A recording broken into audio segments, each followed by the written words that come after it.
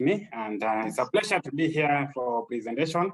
It's unfortunate now that I'm not presenting from Kenya. I'm in Zambia. I'm attending another conference in Zambia, and that's why I'm presenting from here. This is not Kenya. I'm in Zambia. There is a conference for all examination bodies all over the world. Even from India, we have made friends from India, with the examination body from New Delhi.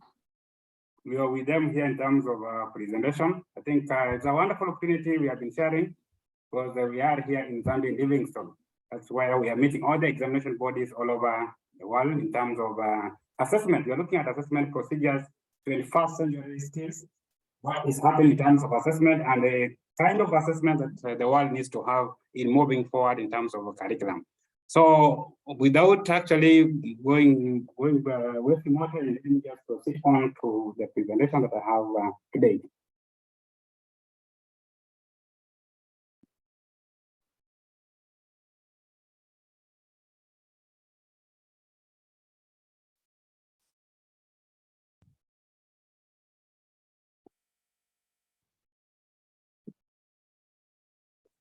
So today I'm looking at issues of multidisciplinary research and concepts of research curve. So as you have been told that my name is Edwin Kubai, I work with the Ministry of Education, but now in Kenya. But currently right now, because of the conference that we are having in Zambia about examination and assessments, right now I'm in Zambia in Livingstone, just attending another conference as we are trying to finalize up this week. So actually, my interest, we are looking at, I was thinking about what I can talk about and look at the theme and actually the area of this conference. We are looking at in terms of a multidisciplinary research approach, where we're looking at actually aspects of bringing all different disciplines together in terms of understanding the problems that actually are affecting the world. The way the previous speaker and the guest of honor has talked about even the world that we're living in, there is the issue of the global warming, the issue of the gravity force and so on, the way the world is changing, there's a lot of pressure that is actually affecting the world. And these are the things that are coming up. And they find because of the force of gravity, there is a lot of global warming, there is a lot of change in terms of the conditions that actually people are living in nowadays. And these are things that are actually dynamic and they're coming, and we need to see ways on how we can be able to improve the conditions where we're living in. So I'm looking at the multidisciplinary approach and also looking at the concept of identifying the research curve. Now, what is multidisciplinary research? So when you look at research, research is a way, for example, the previous speakers highlighted two different types of research, where you can look at quantitative and also qualitative aspects. So if you are a scholar or a researcher, you may either specialize in quantitative research or you go for qualitative research.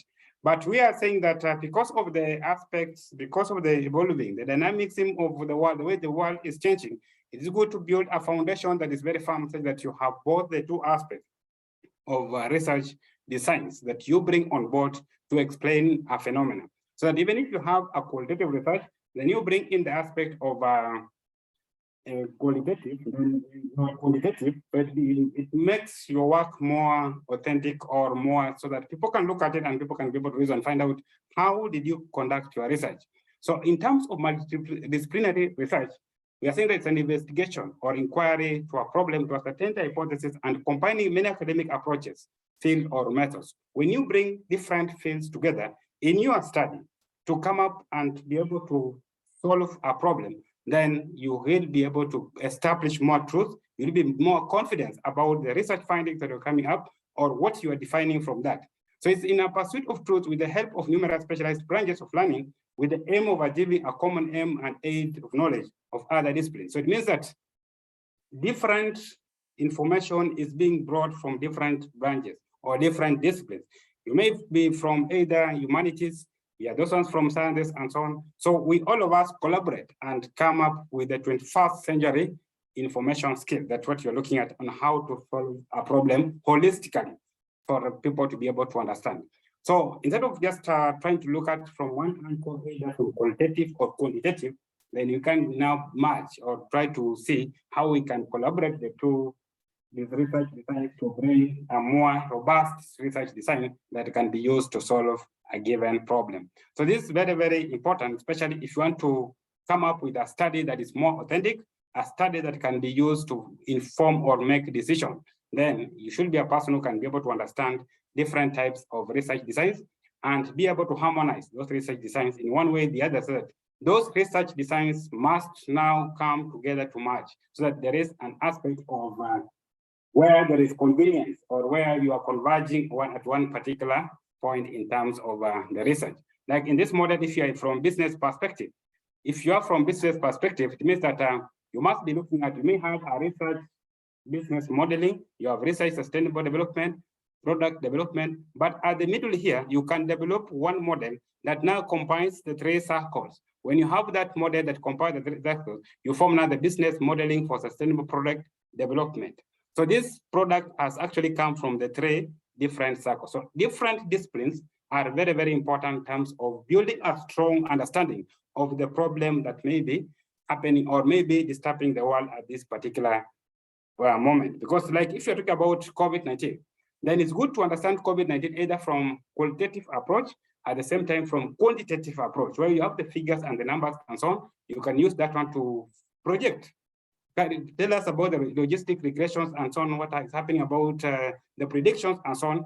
But you can also use the qualitative aspect to explain more about why are those figures behaving the way they're behaving. That is the qualitative aspect of it, which is very, very important in research nowadays. Because before the 21st century, we are looking research in terms of either one approach. Those ones who are qualitative researchers, they could concentrate on qualitative research. Those ones who are quantitative researchers could concentrate on quantitative research. But as the problem continues to evolve in the modern society, we need to look at problems in a more complex way, because the problems are becoming more complex and erratic. So we need to be built as foundation where we can be able to understand the problem in a holistic way and find appropriate solutions that can be used to solve those problems that are emerging in society nowadays. So in terms of multidisciplinary research, we are looking at understanding research to be more multidisciplinary in terms of bringing all other disciplines together. You may not be having information, but now you link up with these people who are from different fields and so on, so that they can now be able to help in terms of bringing knowledge on board so that that problem can be able to be solved. So an effective multidisciplinary process is likely to require some softer human skills. So if, for example, you are in quantitative research, you must also get somebody from either qualitative aspect to bring all the ideas together. There is need for teamwork. If you are a scholar, the teamwork aspect is very, very important. You link up with your lecturers, you link up with the supervisors, find out how you can now be able to solve that problem that you've identified that you want to solve in a better way in terms of multidisciplinary approach. Leadership, tolerance of difference and ambiguity and self-image is very, very important. Those are the key factors you're looking at when you are looking at multidisciplinary research, which is very, very important nowadays in terms of solving a problem. So it's a learning experience in which the participants also learn from each other. It's a collaboration kind of learning in the 21st century, where we're looking at the soft skills that are needed in terms of constructing new knowledge from both the angles, whether it is qualitative approach or quantitative approach. You try to bring and marry them together so that now they build a holistic kind of information that now is very, very important. So it's a pool of knowledge together to solve a problem. You get knowledge from qualitative, get knowledge from quantitative aspect, come up with different ways in terms of how you can be able to bring it together so that that knowledge is actually used for triangulation or in terms of increasing the trust of your research findings. So policies that govern, for example, if you are looking in terms of hiring people in a company, promotion or allocation of resources, work against like the interdisciplinary or multidisciplinary kind of research. But now in these cases, it must be a person in terms of looking at what can this person bring on board? What can this person bring on board from whichever discipline is coming from? What can he bring and contribute to your research so that your research becomes more richer in terms of information and so on. So multidisciplinary research is a research technique in which tools from different sciences or disciplines are used to find an explanation for a question being studied. So if you are developing a research, we are looking at a study whereby you need to have understanding of the qualitative research, you need to have understanding of the quantitative research, and try to see even the methods, the way the previous speaker talked about. There are different methods that are used in qualitative. We have different methods that are used in quantitative. And these methods you must be able to understand and be able to know at what point are they going to converge so that you have a very good sound understanding of constructing a good research that can be published and people can look at it and can be used to solve our modern problems that we are facing as the world. So why disciplinary research? Why do we talk about disciplinary research? Because most find that people still move to their own way of looking in terms of if I'm a qualitative researcher, I only concentrate about qualitative research. If I'm a quantitative researcher, I only concentrate about quantitative research. No. So we are looking at, because of the emerging problems that are coming up nowadays, we need a more understanding, a holistic understanding about how to solve this kind of problems that are emerging nowadays. And these problems require collaboration in terms of knowledge. And this collaboration should be in terms of multidisciplinary approach. So researchers are building blocks of society and the knowledge gathered help to improve the lives of human beings. So if we have a quantitative researcher and a qualitative researcher coming together to solve a common problem, then that problem, it actually becomes, it can be solved better as compared if this problem is only solved by qualitative researchers or quantitative researchers. So the marrying of the two types of research approaches or research design becomes a very, very good approach in terms of multidisciplinary research. The types of instances, whether man-made or natural, require cannot be studied in isolation. Because like if you look at the emergence of COVID-19, you cannot just study COVID-19 outbreak on issues of, for example, quantitatively only. You must look at qualitative as well as quantitative and so on. And then with time, as researchers produce more information, we try to collaborate and find out where is the convergence, where is the point of focus, so that now all the world can focus at that particular point once we have information from both the researchers, from both the quantitative researchers and the qualitative researchers, to bring in the understanding of the multidisciplinary research. So the issues that are coming to the world, the problems that are affecting the world nowadays, require a lot of multidisciplinary understanding in terms of solving them. To enhance objectivity and accuracy of research findings is very important, because for a qualitative researcher, you may have a lot of limitation on your study. For a quantitative researcher, the same, you may also be having a lot of limitations on your study. But for you to make sure that there is convergence of your study, there is objectivity, your research findings can be trusted.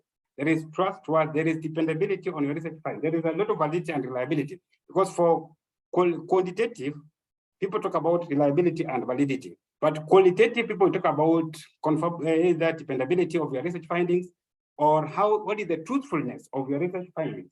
So those are the things that will come together if you go for a multidisciplinary approach kind of research that is nowadays very, very significant if you want to solve a problem that is actually scientific. So it makes the study quite easy and comprehensive, because once you have a multidisciplinary kind of study, it becomes very easy for you to know what is causing what and why is it causing like that. And you may now be able to understand the cause and effect issues very well without really doing one aspect of it alone. It elevates chances of biasness and monotonous kind of results.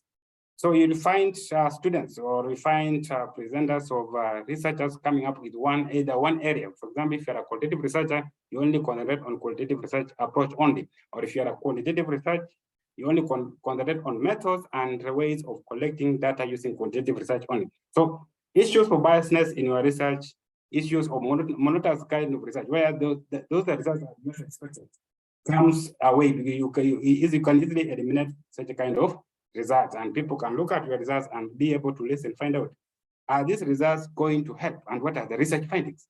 Because when you come up with a multidisciplinary kind of study, the more people become interested in is the place where we have the research findings. We want to find out how were the results when you use both the two research designs and so on. How are the results? How did you bring the results together? And how is one method helping to correlate with another method? And what is the point of convergence in the two methods that you have used to form what you call the multidisciplinary research?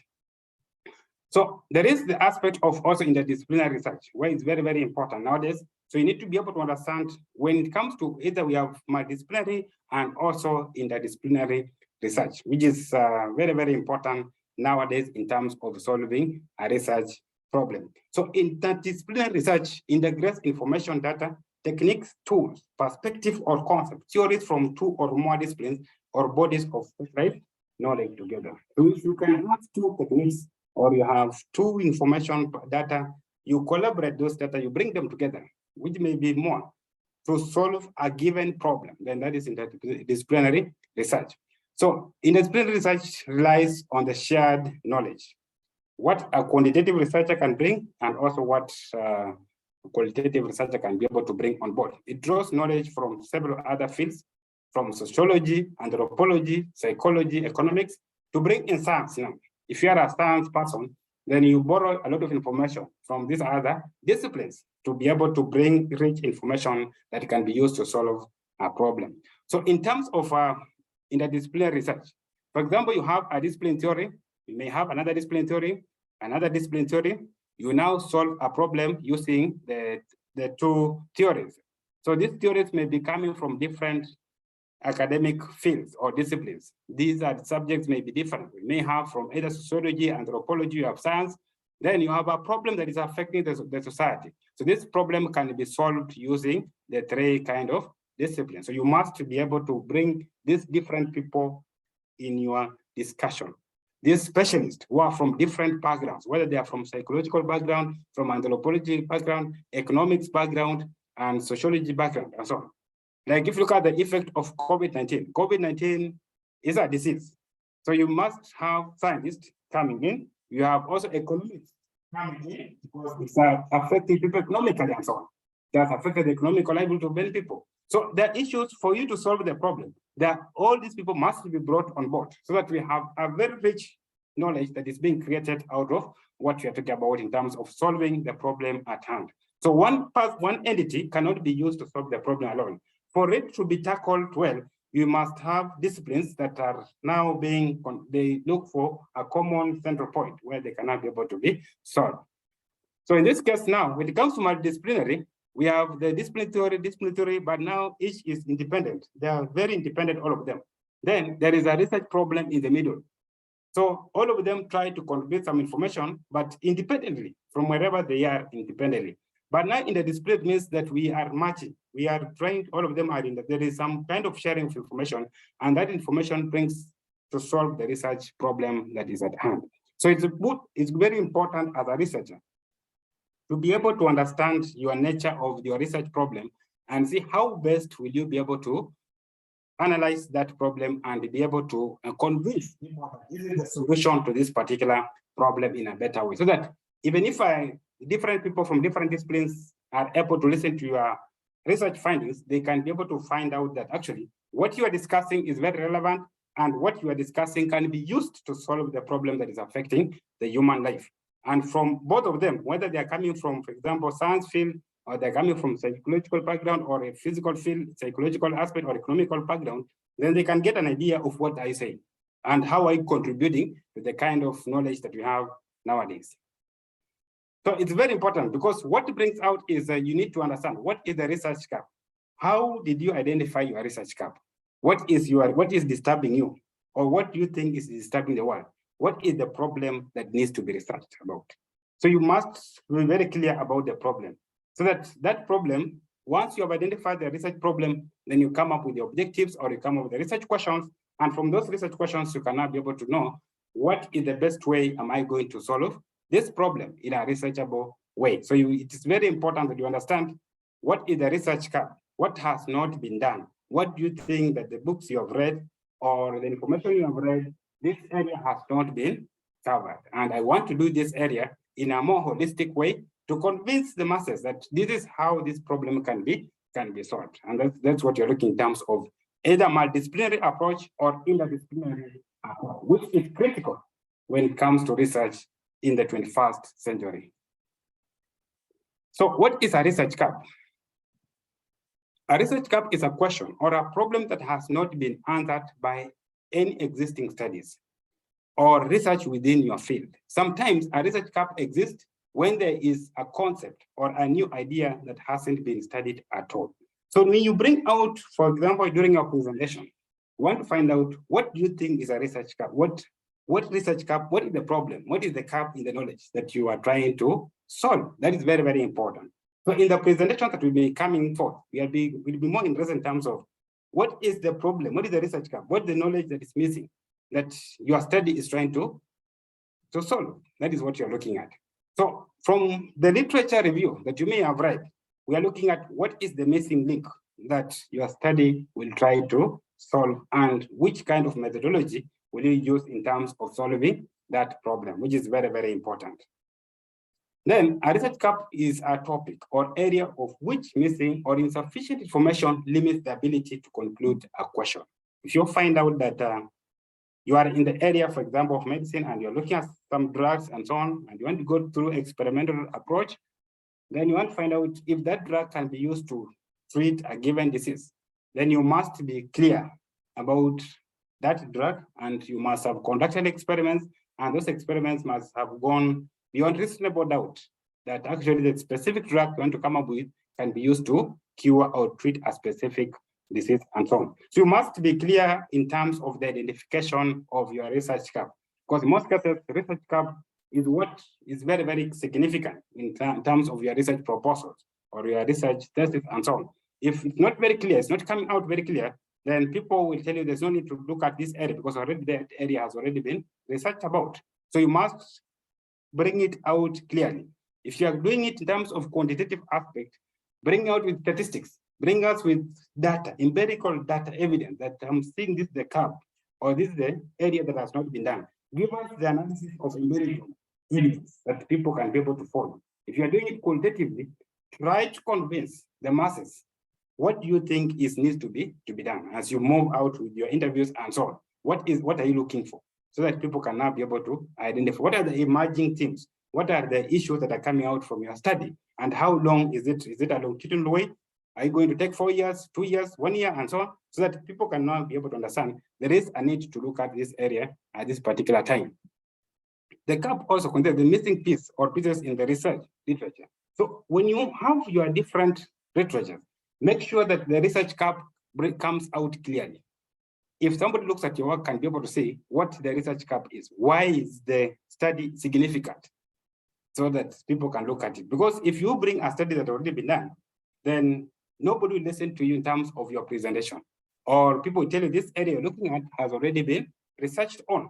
So you must be very, very knowledgeable enough. You must read, you must look at the area and find out what do you think is missing in that area, and what do you think your study is going to contribute to us solving the problem that is affecting the world in that particular area of specialization.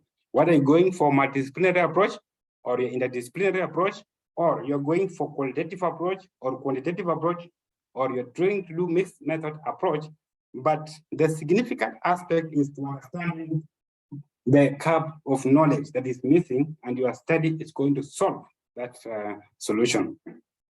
So you must be able to look at the sample size, look at the population. Where are you going to do your study? Which place are you going to do your study? In which country or which location? So that which city are you carrying out your study? Those are things that are very, very important. Which kind of research method are you using?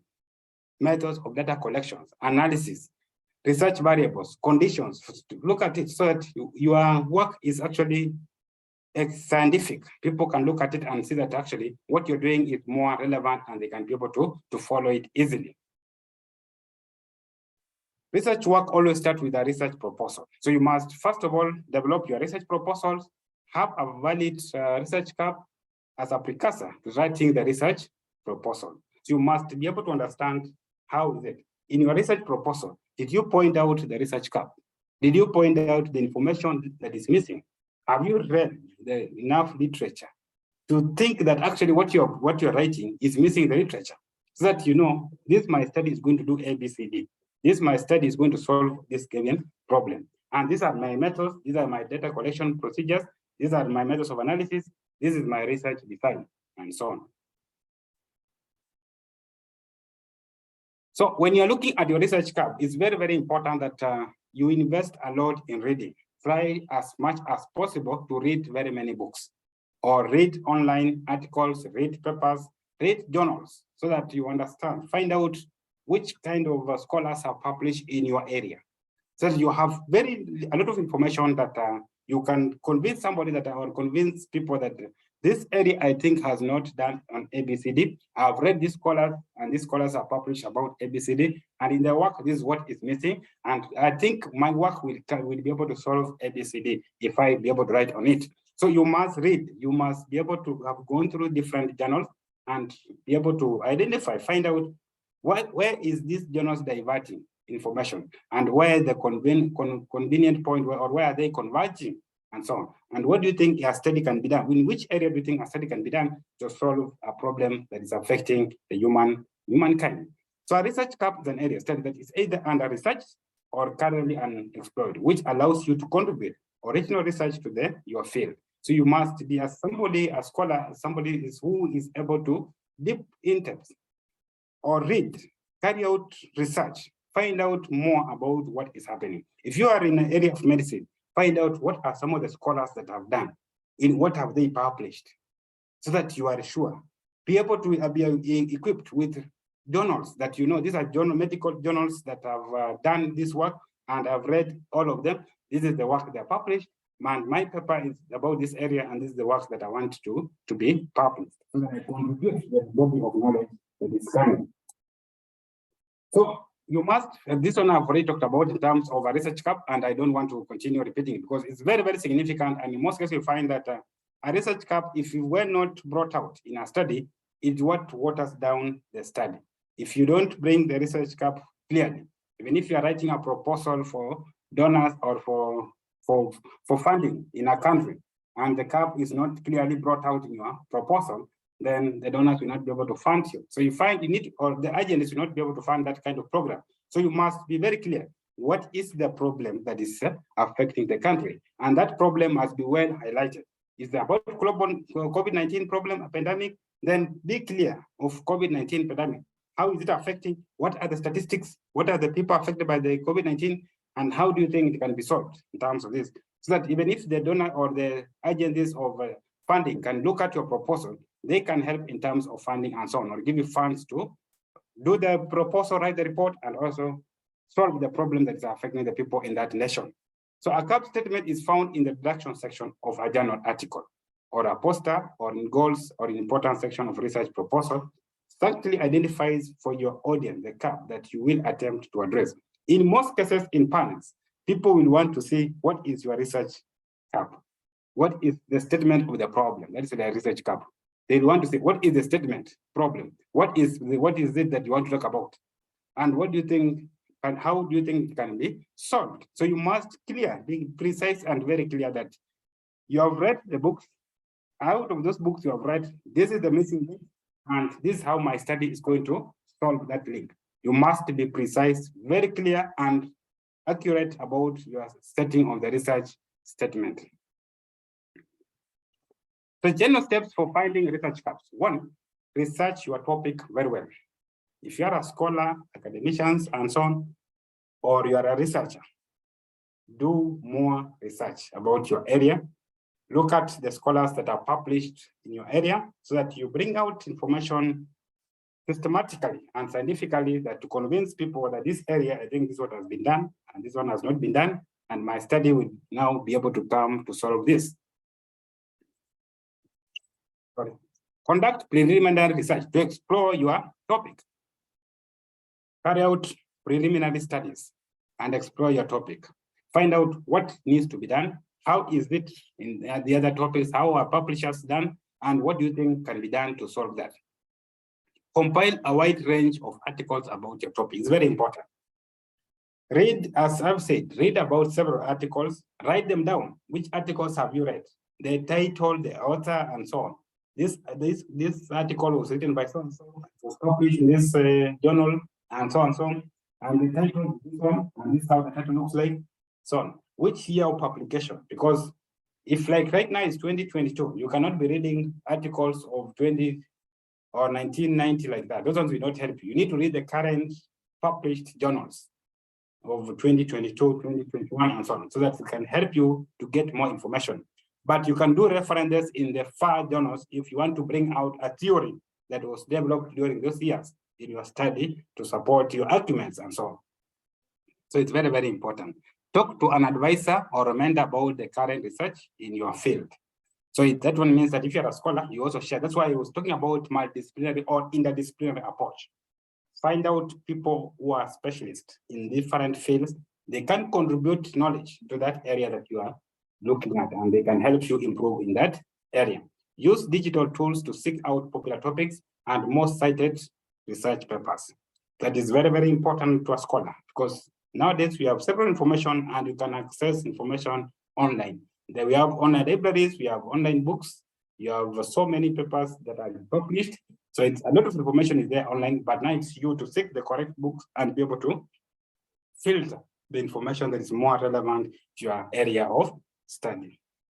Check the website of influential journals. Very, very key.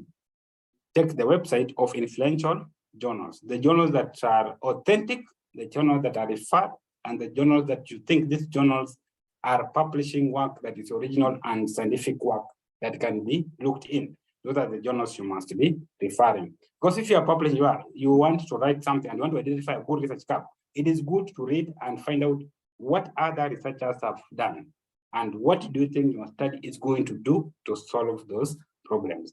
Make note of your queries. Make note of your queries. What are things that are coming in? For example, this one is very important for qualitative researchers. If you are a qualitative researcher, you may find issues emerging in the field. So as the issues emerge, you make notes out of those queries that are emerging as you continue collecting data and trying to generate new information from what has already been collected. So it's very, very important as you come up with your finding a research gap, know how to identify the research gap in a better way so that people can be able to understand about the issue you're looking at. There are challenges when identifying or that facing research. If you want to, for example, come up with a research gap, the issues that are coming up, and these challenges are very common. Effort of dealing with or enormous amount of information. Like you may have several books that have been published. Now you wonder, how many do I read for me to be able to conclude that this area has not been published? So you must be very keen and be specific, know how to search work on the internet, know how to search authentic work that has been published on the internet. Be focused, look at the keywords in your area of specialization. What are the keywords you want to use for you to search for information? Difficult of searching in an organized manner, find out how do you want to identify? What is the research gap? What is missing link? And so on. Because like information we have is like this one, the diagram we have here. This diagram is like a piece of soil that is broken.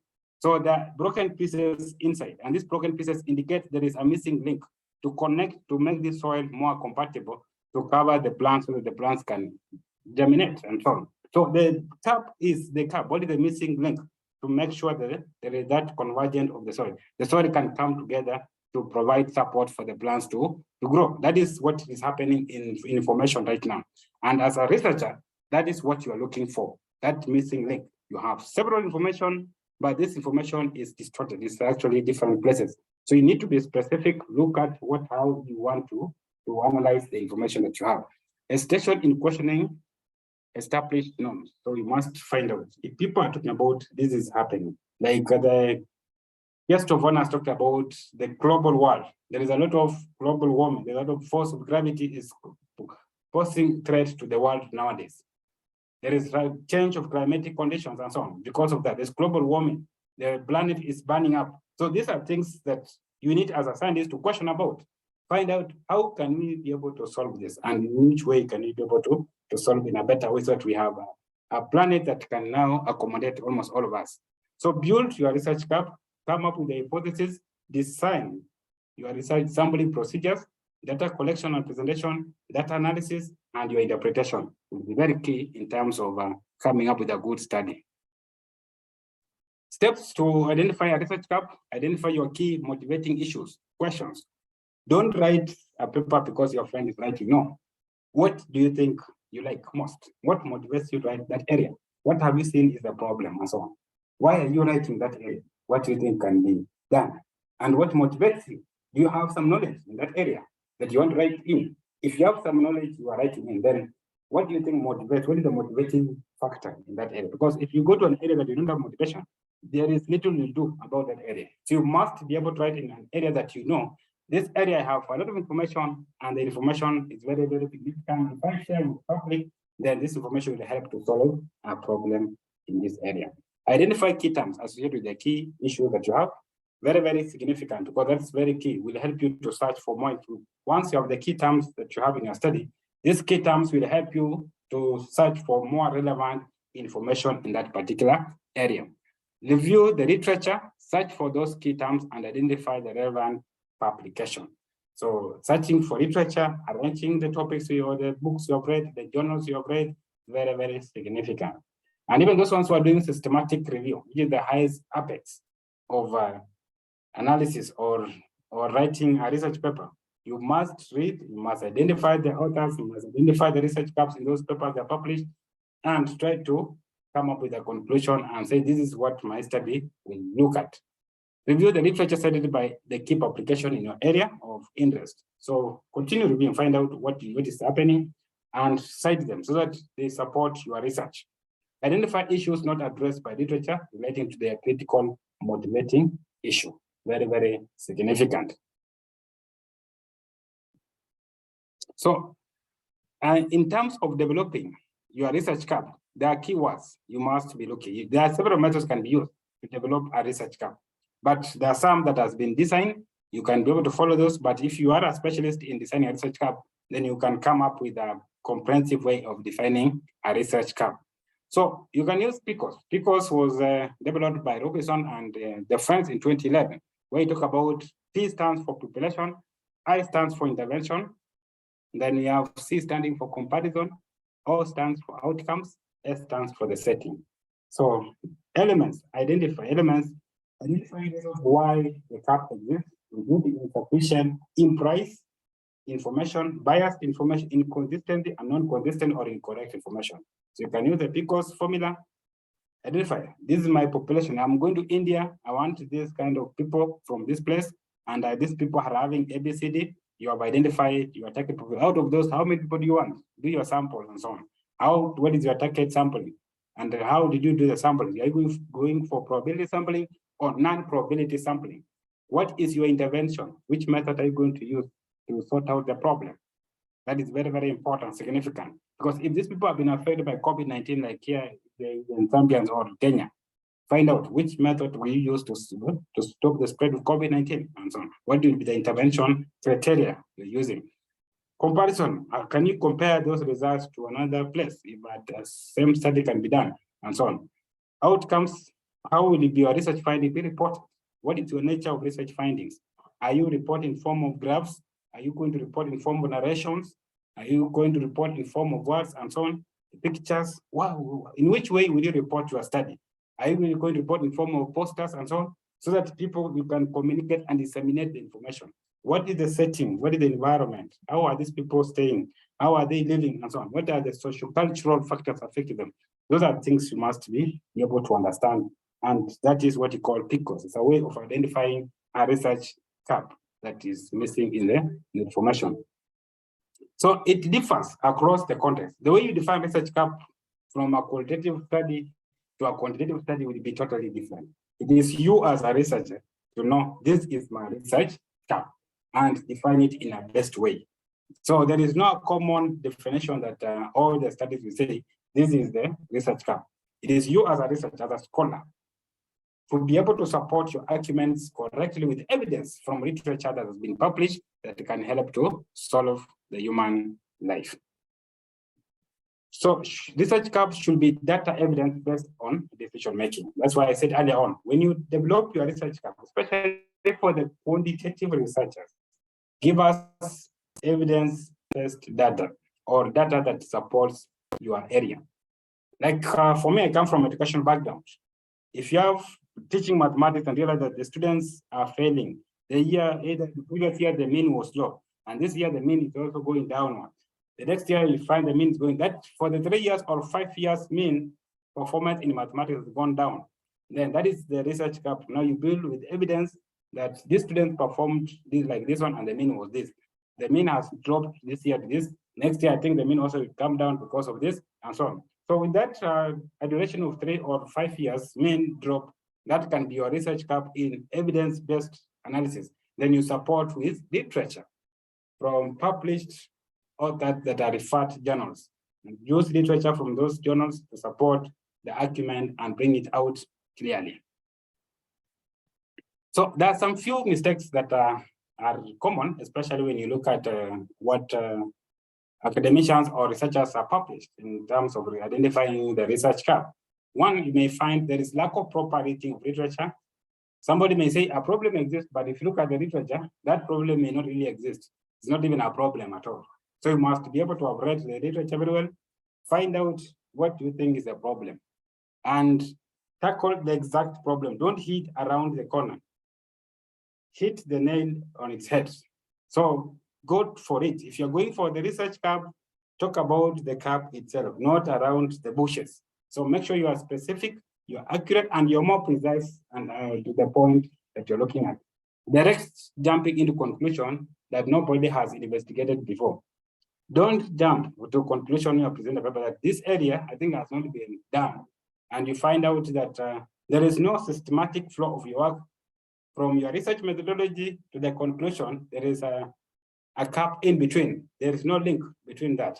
So you might find some of the scholars moving just from your methodology, you go to conclusion and you think that now what I found out maybe somebody has not done. So when you're doing studies or you're writing papers and you get your research findings, try to see your research findings if there is a correlation of those research findings with what has already been published. It's very, very significant. They say that you can support your research findings with the research findings of somebody else who published in a different journal. Say that so-and-so did a study on ABCD and he found this. My study, I found ABCD. I think there is a correlation or a link between these two studies, and this one either supports your study or fails to support your study and so on. So there is that connection that is very, very important. Lack of justification for others. Why do you think you want to solve that gap there in your study? Justify the reason behind the solving the problem. Why do you want to solve the problem? Of what benefit will it be to the human life? If you carry out a study in that area, of what significant will it be to the human life? It's very, very important. Not giving credit to previously researched work.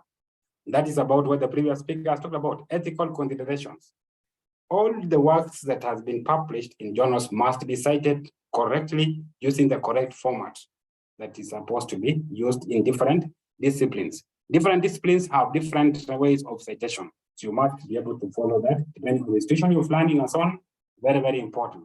Lack of academic and scientific writing styles is also another problem, because if you write a paper and you don't have the skills, you don't have the research skills that are required for publication or for writing a paper, you may end up copying and pasting somebody's work, and that is a criminal offense. That is not very okay, and you not find it's good, especially when you have copied and pasted somebody's work. So it's very, very important that when you identify your research gap, you are sure of the information you're going, and you identify the correct methods of building your study and the systematic way of coming up with a research proposal, which will later develop to a research work. That is very, very important.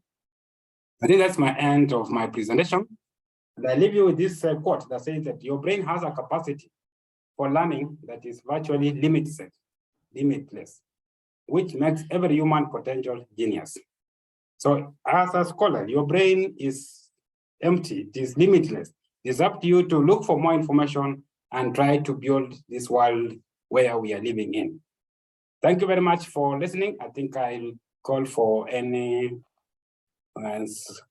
communication that is around. If there is question or clarification, it's okay. It's welcome.